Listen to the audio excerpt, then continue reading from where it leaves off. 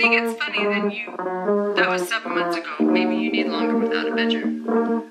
He didn't eat anything. He was sleeping on the floor in the family room. I, parent, am not responsible for how my child feels.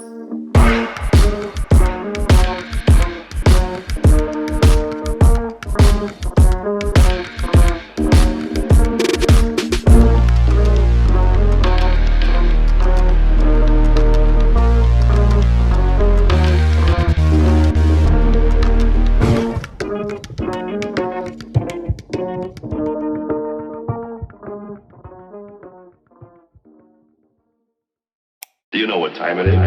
YouTube is the #1 most visited website on the internet, making it one of the easiest and most accessible avenues for anyone looking to monetize their art. For some, that art comes in the form of animations, while for others it could be something along the lines of movie or music reviews, with some genres being more demanding than others. Vlogging, for example, involves sacrificing your privacy in exchange for a certain level of authenticity. Documenting both the highs and the lows of your day-to-day life can lend itself to a more genuine experience from the viewer's perspective, regardless of how exaggerated certain events may be. To me, the typical vlog is just content for people to live through, but it's this personal connection mixed with a stream of highly edited and entertaining videos that makes for a winning combination on YouTube, with many of these channels racking up an unprecedented amount of dedicated viewers regularly. But what happens when you bring children into the mix? And at what point does this steady stream of family-friendly content suddenly drift into exploitation? How much can truly go wrong when every minute detail of your life is presented to an audience of millions? I'd say this is a pretty important question, at least in the case of a woman named Ruby Franke.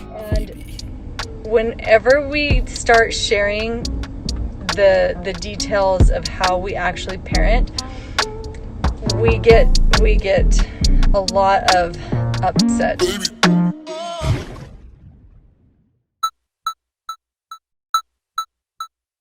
Ruby and Kevin Franke are the owners of a popular family vlog channel known as 8 Passengers, where they upload around 3 videos a week documenting their lives for a dedicated fan base of over 2 million people, garnering well over 1 billion total views since their launch in 2015. With her husband preoccupied as an assistant professor at BYU, Ruby ultimately runs the show, along with her 4 sisters who also maintain channels of their own, all falling under the same common theme of family vlogging. If you cut one more thing in my house, we're chopping its head off. I'm going to take the scissors, look at me, and I'm going to cut its head off. Grandma will be so mad. I want to tell you something, and I want you to really listen. We should have been in that crash. Put them in your pocket so you can take them down to the hamper and drop and give me 10. 1. Put your hands straight out. They're in. They're not supposed to be out. Shape your hands forward. There you go. 1, 2, down further. Bring your butt down. Through her years of lifestyle mommy vlog entertainment, Ruby has accumulated a net of almost 500,000 Instagram followers and a rough estimate of $2.5 million. Though it's hard to imagine Ruby's enormous success without the help of her 6 children, all of which I will be censoring for the sake of respecting their own privacy. With 2 boys and 4 girls, the ages of these children range from 17 all the way down to 6 years old. In fact, the very first video on the 8 Passengers channel was the gender reveal of that very 6-year-old, meaning this fast-paced YouTube vlogger lifestyle is all this 6-year-old girl knows. Her life has been subjected to the cruel lens of a video camera since she was literally in the womb. But hey, I'm sure that'll have no greater impact on her development whatsoever. I mean, how would you feel if the most critical years of your growth had been exploited for the sole purpose of granting your parents monetary success and online prevalence. In terms of the 8 Passengers channel, the controversy surrounding this lovely couple runs a little deeper than what you may see on the surface. At first glance, they may seem like your typical run-of-the-mill family, simply trying to share their joyous journey with the rest of the world, plus a few overly clickbaity thumbnails. But from what I and many others have observed as of late, there seems to be something far more sinister happening here. I actually was thinking about you, Julie. Can I have a conversation with you? Not the talk, not right here. Actually, that's what it is. No, it's not. No. Not doing this, not doing this. Okay, so here, just come sit by me.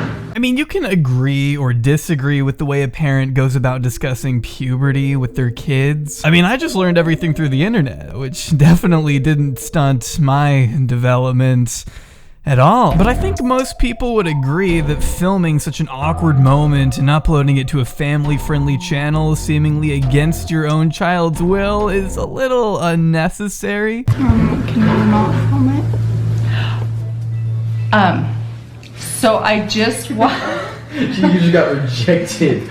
Of course there's no way they cannot not film it. If they did not film it, how are they supposed to make money and pay for your schooling, kid? Kids nowadays have it way too easy. Back in her day, they actually had this outdated thing called privacy. I mean, right in the same video, these kids are pleading with Ruby not to have this talk on camera. Forget the conversation itself, the fact that it's having to be broadcast to countless strangers on the internet is embarrassing enough in itself. Imagine having to show your face at school, knowing there are kids in your class who have seen you have such a personal talk with your parents. Any kid that age would be humiliated. What about the time Ruby uploaded her 11-year-old daughter's first shave? Or her other daughter's first shave? Or her son's first shave? Julie has been asking all summer if she can shave her legs and armpits.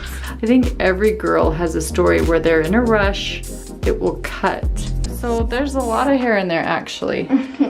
Mom, don't show that. It's just very bizarre to me. Quite frankly, it's these types of videos that attract not only children, but pedophiles. Creepy old men have a history of putting timestamps in the comments where kids are in compromising positions, and to me, such blatant clickbait doesn't exactly dissuade that kind of attention. I remember feeling weird enough already during puberty, but the thought of my parents whipping out a video camera and detailing every single event that happened during that uncomfortable phase makes me want to gag. Maybe a medium would be right.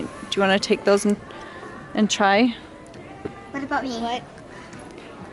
No, not, you don't have to try them on here. You can find a dressing room. Okay. Mom. She's all embarrassed. So, did it work? How come you're all embarrassed?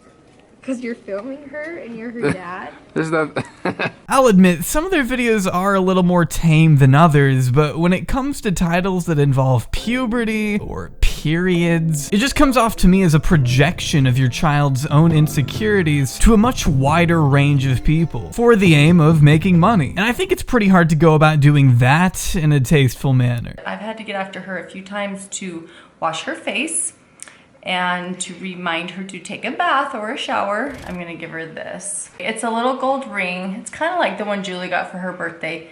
And I'm just gonna tell her that when she wears it, to remember that her body is a blessing and it's a good thing, and everything that's happening to her is good, and remember to take care of it. I just keep going back to the thought of having their friends at school being able to access all of this. And when I say friends, I mean it pretty loosely, since it would seem they don't have any, according to them. And now I have no friends.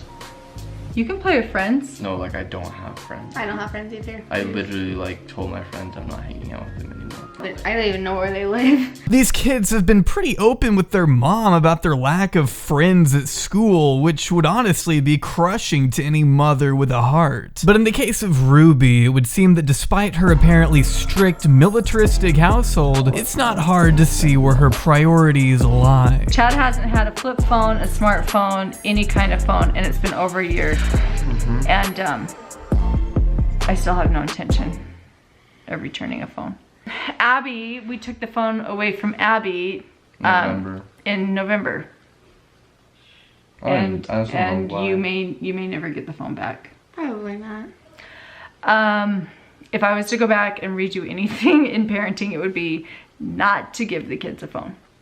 Yeah, so there will be basically no technology over the summer. Look, I get it. You shoehorn enough of your miserable life into the spotlight that it's only natural for the more negative sides to show themselves. But openly denying your child the most basic necessity is a little bit more than 30 seconds out of a 20-minute video, as described by the eldest passenger on Instagram. I just got a text message from Eve's teacher, and she said that Eve did not pack a lunch today, and can I bring a lunch over to the school? Responded and just said Eve is responsible for making her lunches in the morning, and she actually told me she did pack a lunch. Like, I'm sorry, but what did you really expect from a 5-year-old girl? My mom is a kindergarten teacher, and I know for a fact those snot-nosed cretins cannot be expected to tie their own shoes, let alone remember to prepare an entire meal for themselves. Hopefully nobody gives her food and nobody steps in and gives her a lunch, because then she's not going to learn from the natural outcome. So what, you just trust that if your kid feels hungry enough by the end of the day, she'll learn how to pack her own food more diligently next time? You've got a little treat there, some Nutella sticks. Why does she take the sandwich out and then put it in a container? Oh. Yeah, maybe because she's 5. She doesn't know what to pick out because she's a child. If I had to pack my own lunch at that age, I'd be eating nothing but goldfish and gushers 5 days out of the week. My hope is that she'll be hungry and come home and go, oh man, that was really painful being hungry all day. I will make sure to always have a lunch with me. I know I'm not exactly experienced in this field, but I could never see myself doing that kind of thing as a parent. The definition of neglect in most states is the failure of a parent or caregiver to provide needed food, shelter, clothing, medical care, or supervision to the degree that a child's health, safety, and well-being are threatened with harm. The first part of that definition should ring a couple bells. My job as a parent is to provide for the needs of my kids, the needs that they cannot meet themselves. You know, providing food, providing a safe place. Kids have a really hard time providing their own safe space.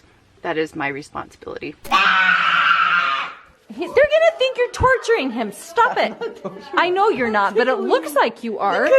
Okay, Russell. I'm only gonna say it one more time, and then you're gonna lose the privilege to eat dinner.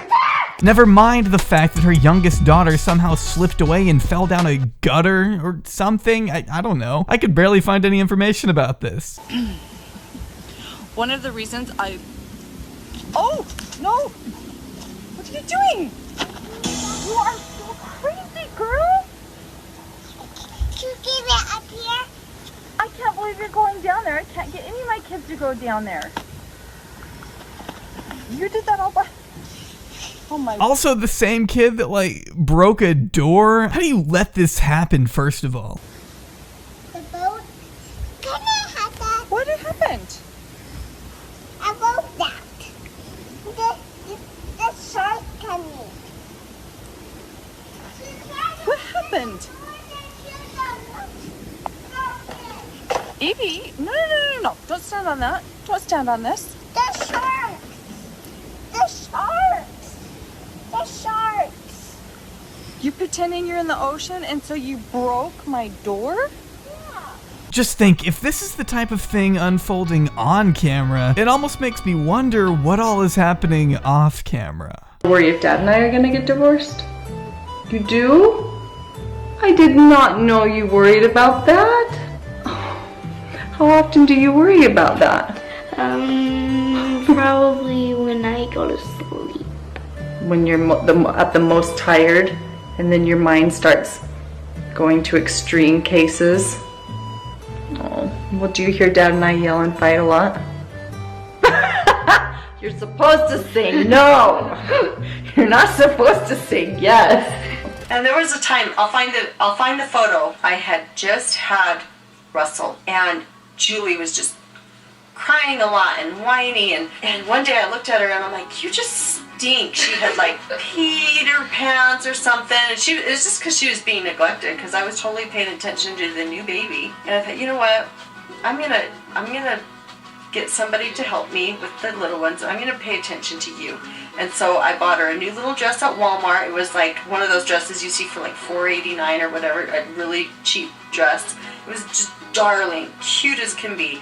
And I gave her a bath and I brushed her hair and fixed it cute, and she was good. She was better. Between policing her children's social media, suppressing their access to technology, and failing to provide food, it would seem Ruby's parenting methods are a bit unorthodox. You could say the ethical side of Ruby and Kevin were especially brought to the forefront when their eldest son, 14 at the time, had been shipped off to a wilderness camp in the middle of the desert, leaving many wondering what he could have done to warrant such a harsh and otherwise life-altering punishment. We decided it was best to clue you guys in on what's been going on a little bit with Chad, and why Ruby and I are in a hotel room right now. But first, we have a sponsor. Did you know that J in J Aubrey actually stands for Ray J? If you ask me, his company Raycon makes some of the best earbuds on the market. But don't take my word for it. Snoop Dogg agrees. Drake, Migos, P. Diddy, Naked Cowboy. With an incredible battery life and a simple noise-isolating fit that makes for a comfortable and enjoyable listening experience, whether you're out exercising or watching your favorite videos. With 6 hours of playtime, seamless Bluetooth pairing, and starting at half the price of any other wireless brand, their latest model, the Everyday E25, is my personal favorite. With an entire range of slick colors, Raycon earbuds are both discreet and stylish, probably sounding leagues better than whatever stupid, crummy, dumb earbuds you're using now. Click the link in the description below to get 15% off your order today. Huge thanks again to the wonderful people at Raycon for allowing me to slowly kill myself with Starbucks for another month.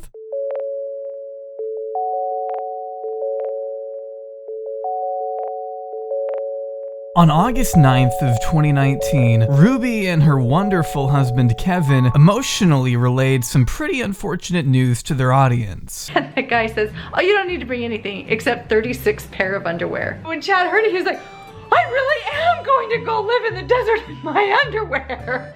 Is the music necessary? Is it really necessary? I don't think it's necessary. Chad today has just entered the Anasazi Foundation Wilderness Therapy Program, where he's going to spend the next 8 to 10 weeks living in the Anasazi Desert. Yeah, the desert mountains of Arizona. It became evident that some unspecified behavioral episodes had led the couple to their final decision of sending their 14-year-old son to live in the desert to be fixed, I guess, where he would be stripped of all his basic commodities and forced to adopt a new minimalist, rugged way of living. The mindset here, of course, being that this change of pace would give him a new appreciation for the luxuries he has at home, assisting him along his spiritual journey with God. So the idea is with wilderness therapy is if you can survive with these peers in the wilderness with nothing more than the clothes on your back and a couple of field supplies, then there's nothing in this world that you can't tackle. And they said, like, it's like the real wilderness out there. There's snakes, there's bears, there's coyotes, cougars. Like, it's the real deal. We want Chad to have some of those experiences. I think close encounters would be good for him. Yeah, because those types of experiences can teach you what's really important. And he'll come home and he'll be like, dude, I survived and there were bears. I can do anything. I'm not scared at all about that kind of stuff. What I lose sleep over is when kids start self-sabotaging their own efforts. Yeah. That's the kind of stuff that really concerns me. Just to stick it to their teachers or to stick it to their parents or family. And the only person they're really hurting is themselves. Shut the fuck up. The Anasazi Foundation describes itself as a troubled teens wilderness organization, specializing in restoring and strengthening parent-child relationships. Oh, and they're nonprofits, so they don't pay taxes either. Although they claim to be against behavioral modification on their website, I did find a Glassdoor review from a former staff member who insisted Anasazi was more geared towards troubled teens by Mormon standards. The anonymous trail worker went on to describe the heavily dense Mormon staff as having minimal prior experience with kids, let alone troubled ones, vaguely alluding to the way certain campers were treated compared to others. I understand it's hard to gauge the legitimacy of an anonymous review, but the so-called therapeutic tab on their website hardly provides any insight to the specifics of their approach. It seems to throw out a bunch of vague, indefinite terminology that applies to a generally holistic set of principles. And although I don't know the specific issues their son is seemingly dealing with, it just feels counterproductive to ship any child away to a camp so loose in its approach to treatment. Like, what even are the essentials of a healthy lifestyle? And how does teaching these basic things help somebody struggling with substance abuse? It's like putting a band-aid on a bullet wound. It's not exactly the type of information to give me peace of mind. This is a chance for like a reset, like a start over, like a do-over, like a fresh beginning. Yeah. So, look, I can't really tell any parent how to raise their kids. I don't have the expertise, so I'm not exactly in the know when it comes to the way their children behave. Or at least I don't pretend to know as much as they do. But there is nothing, and I mean nothing, my kid could ever do that would make me think, you know what would really help? Forcing them to sleep on the ground in the middle of the desert. Call me crazy, but that very concept sounds like it could worsen whatever it is they're already going through. Like, I'm sorry, Ruby, but in what universe would it be beneficial to pluck a troubled individual out of their element, in this case seemingly against their own will, and throw them into an entirely new environment where they're forced to hold their own against new circumstances they've never been exposed to? I wouldn't know how to react. I'd feel betrayed. To me, it sends a message of, we don't want you here, which can only work to damage the trust necessary between a child and their parent. I'm not saying every experience with these camps has to be negative, but the dangerous potential of these decisions should not be overlooked either. And if you're from a family, and I know you are, you know that there are things that happen in your family that other people don't know about. And it's the same with our family. There are things that happen in our family you don't know about. We don't film, we don't share, so just trust us that we're doing what's best. I'm really excited for Chad. Again, I don't know what's best for their family. I don't claim to know everything that goes down behind closed doors. In fact, according to her son, he had a great time. Granted, he said this in front of his mother on camera, along with this. So me deciding that my stomach ache was Chad's fault was not seeing things in truth. Right. But I really, really want to blame him. Because I just want to be able to eat my dessert and Oreo cookies without stomach aches. And so then send me off to another wilderness camp again. So take that as you will. Chad, come do a Q&A. Where did you go? Anasazi. And where is that? Arizona, Tonto National Forest. Okay, why did you go there? Because I was a bad boy. I heard this huge buzz behind me, and I looked up and it was a tarantula hawk, which is like in the top 5 most painful insect stings scale. It's on that scale. Aren't they poisonous too? Yeah, like that's why they're so painful, because of the... Oh. And it landed on my forearm, and I started crying. And I was alone in the woods. Although it was never really specified why he was sent to Anasazi in the first place, we know of some other behavioral complications that led to further punishment upon returning home. According to a deleted video on the 8 Passengers channel, the now 15-year-old got into some pretty hot water after a series of pranks on his younger brother. We never told our viewers. That I woke Russell up at 2 in the morning and told him that we're going to Disneyland and he has to pack. And he He got up and made his bed all neatly and then packed all his clothes in a suitcase. And then he walked out the door and I'm like, Russell, he was like, what? And he's all happy. Has his sunglasses on. And I was like, we're not going to Disneyland. And he started crying and hitting me. And then he went back to bed in tears and then... So that was not the reason you lost your room, but that was... Well, the other reason is because I pointed a BB gun at his face. Pointed a BB gun at his face and hung him on the basketball. Pretty typical if you ask me. I think all siblings are going to pick on each other at one point or another. That's just how siblings are. The pranks me and my sister used to play on each other growing up make some of these look pretty tame by comparison. And in my opinion, lying to your brother about a Disneyland trip and letting him hang from a basketball hoop is entirely less cruel than what Ruby saw fit for punishment. My bedroom was taken away for 7 months and then you give it back like a couple weeks ago. I don't think our viewers know that. Sleeping on a beanbag. I've been sleeping on a beanbag since October. And they gave my room back like 2 weeks ago. Chad showed that he was not able to manage himself sharing a bedroom with Russell. So when we moved, the bigger room in the basement was automatically his and I didn't have a room. It was only revealed in this video from 2020 that the eldest son had been sleeping without a bed since October. For over half a year of his life, this child was forced to sleep on a beanbag chair because he pulled a few distasteful pranks on a sibling. He's 15. I understand when harsher forms of punishment are sometimes justified, but I don't know when it would ever be appropriate to take away your child's own bedroom. So a lot of you are like, hey, that's not fair because Chad got the lesser bedroom and Russell got the bigger bedroom. Russell got the big bedroom and Chad got the smaller bedroom. And Russell's bigger bedroom also had a bathroom.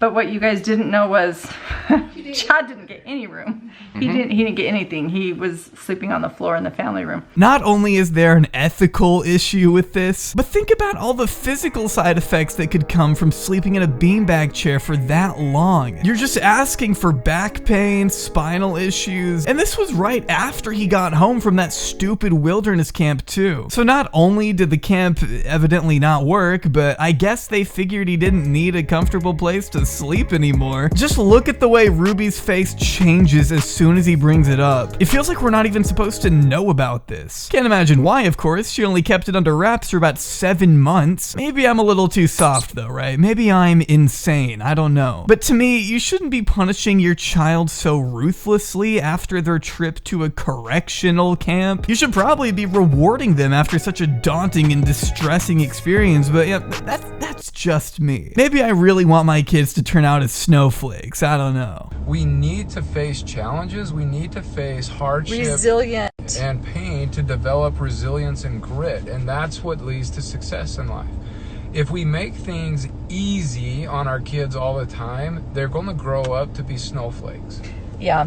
And the things that we show and share and the things that many of you are criticizing and calling abusive are actually things that mental health professionals have counseled us to do.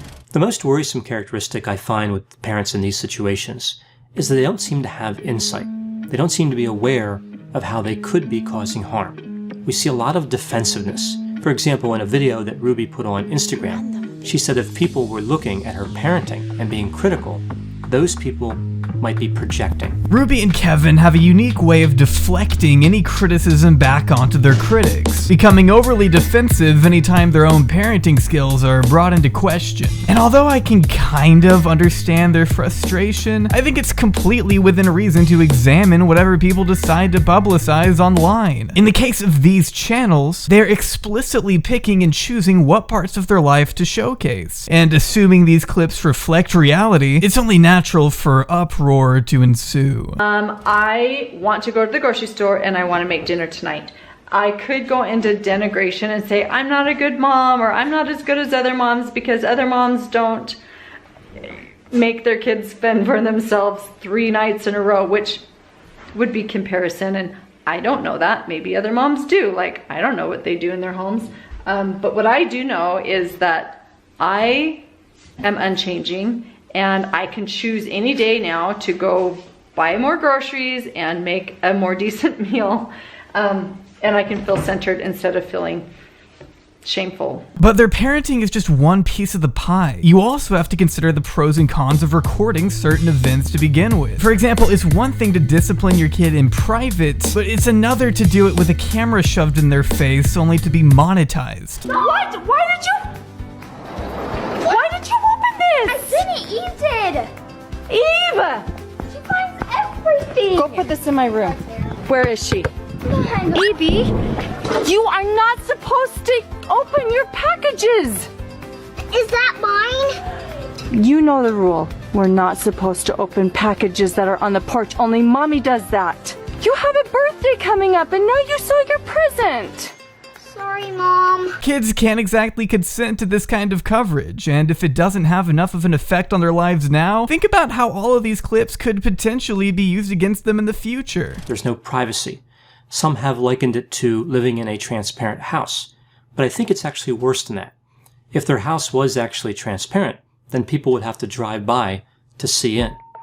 That would essentially be a passive loss of privacy. But by recording everything and putting it on YouTube, they're engaging in an active destruction of privacy. But like I said, I'm hardly the first person to take issue with any of this. In fact, one of my friends, Ready to Glare, actually made her own video on this incredible family, along with another creator by the name of Sloan. I'd love to provide clips of their videos in this one, but I'm afraid I can't do that, as both of their videos have been taken down, at the will of, you guessed it, Ruby Franke herself. It would seem that despite the cruel and unusual punishments so frequently enacted upon her own kids, Ruby remains physically unable to take criticism herself. You'd think that a mother who has written an entire book on parenting would be more secure in her methods than to silence those for speaking out against her actions, but Ruby likes to keep you guessing. You never know what her next move is gonna be. In the case of these channels, that move was to issue a cease and desist. But when you have clips like these circulating around, I can't exactly say I blame her for wanting them gone. What I did was I went around the house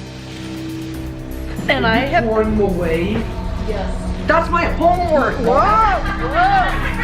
Oh, wow. Homework. I need that to turn that in tomorrow. No, I'm serious. That's like half my grade right now. If you have something in the bag that you would like out, you can pay cash for it. So you learn the value of your items. Family vlogging is still new, so we don't know the full impact such a lifestyle could have on a developing mind, making it one of the more shameless and potentially risky genres on all of YouTube.